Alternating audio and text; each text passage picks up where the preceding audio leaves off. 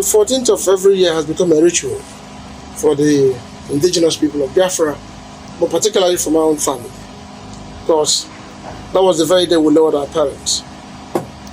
And ever since then, every 14th of every year, February, we honor them. It's painful that my brother is not here, but then what can we do? I'm here, to make sure that family is fully represented. It wasn't easy, going back to their grave side, to pour libations, trying to remember what I would say should have been in the past. It was a very difficult one. As you may know, people came from all over Biafra land to honor that very occasion. And it's a ritual that we must keep doing until the end of time. They lost their lives for what they believe in. I keep saying it time and again. Their death wasn't natural. If not for the trauma, my parents would have still been alive today. But then they are gone. But we'll keep honoring them. My parents died as a result of Operation Python dance. And personally myself, I was also affected. I'm still living without trauma up until tomorrow. I know it's going to take the grace of God for it to leave me, so to speak. But Operation Python dance is something we'll never forget. It was planned by the security agent of Nigeria. What was more sad was that a lot of our people knew that Operation Python was going to take place in this place. We weren't informed, including the governor there and Okezibas. They knew. Their whole target was to get Nnamdi Kanu to kill. How do you know? Of course, it's in the public domain. It's everywhere. It's in the public domain. There was a wider conspiracy to destroy my family. Every single person in that family. The instruction was let them go down. What is your name is Kanuta Uku Kanu, younger brother of Nnamdi Kanu. You said the trauma of the Python dance they did in your father's house killed your parents. The military came to your father's house. It is the trauma that killed your father and your mother. Your father died at the age of 85, I mean 86. And your mother at the age of 66, right? And it is the trauma of the Python dance that killed your parents. You see, when you talk like this, normal people will feel sorry, for your father, for your parents, and they will feel like the federal government, is maltreating you people, marginalizing you people. But what you don't know is this: you and your family cannot really decide for the Igbo.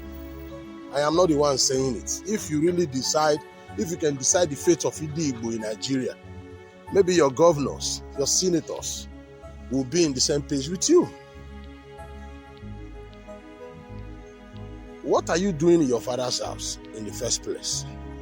Adults like you, Nnamdi Kanu have been living in Europe, living in UK for years. He returned to Nigeria and he was in his father's house. What are you really doing in your father's house? So, you people have no house there. If at your age, the age of 50, you are still living in your father's house after spending 10 to 15 years in Europe, there's something wrong with you. But in the first place, you're not supposed to be in your father's house. What will make the Nigerian military to come to your father's house in the first place? What on earth will make the Nigerian military to come to your father's house? They will just come in that numbers, come to your father's house. That means we can't just criticize Nigeria government all the time, because when you people talk, people listen to you people. It is because Nigeria government are failed in many departments. If you are doing things the way they're supposed to, doing things right, they will crucify you people. That the federal government, the police, the military, I mean to say, came to your father's house. It is the trauma of the answer that kill you. Are you not ashamed? Tell me what will make the Nigerian military to even come to your father's house? What was your brother doing in your father's house? Okay. Let me play you a video here.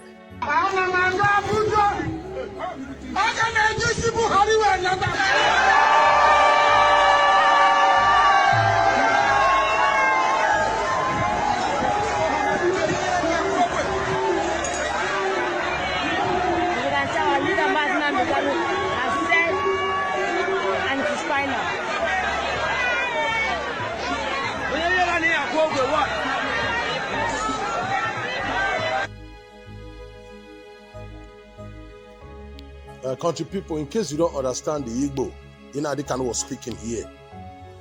This is 2017. He was arrested 2015, 2016.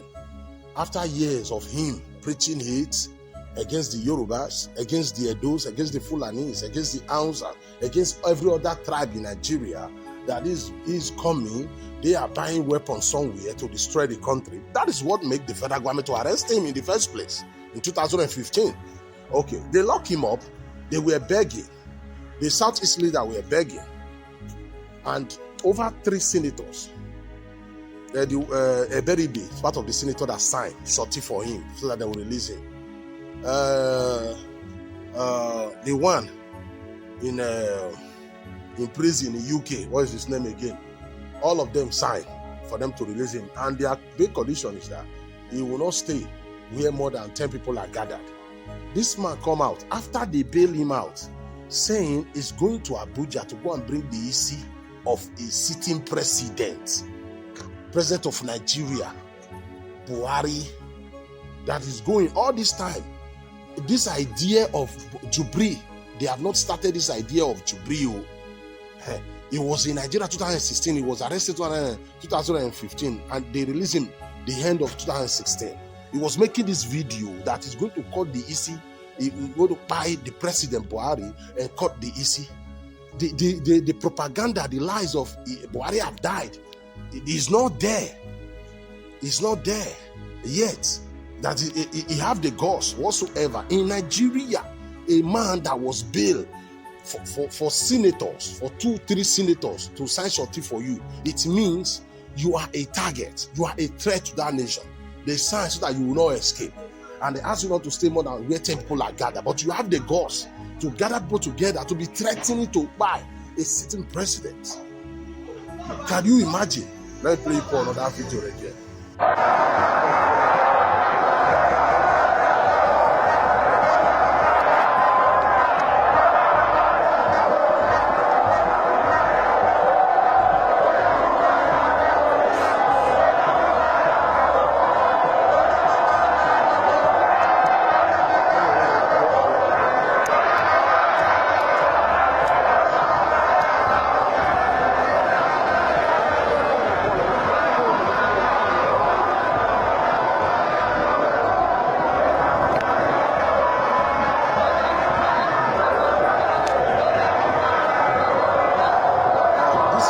Nnamdi Kanu's father's house. He was in his father's house.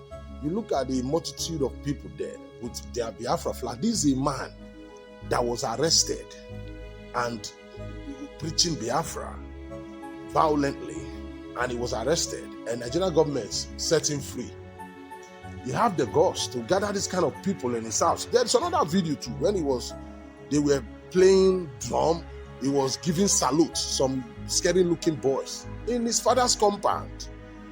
You see all the flag, all the people that came that day. I want to ask, tell me which government that will not hurt, a government that will fold their hands and allow this thing to continue.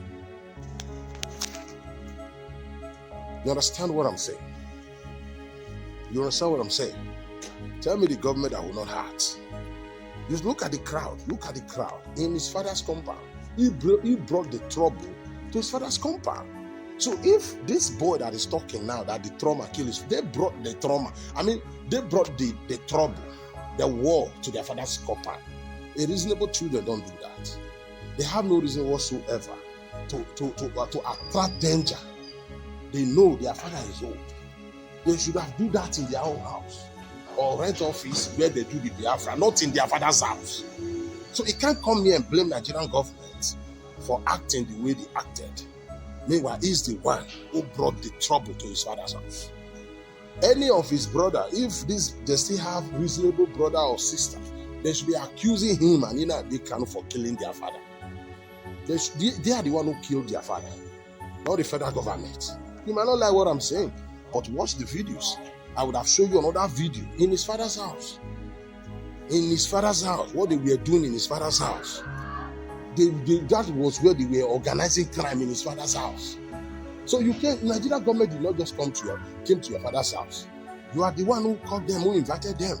You should take the blame of your father's death. My name is The Wounded. Thank you.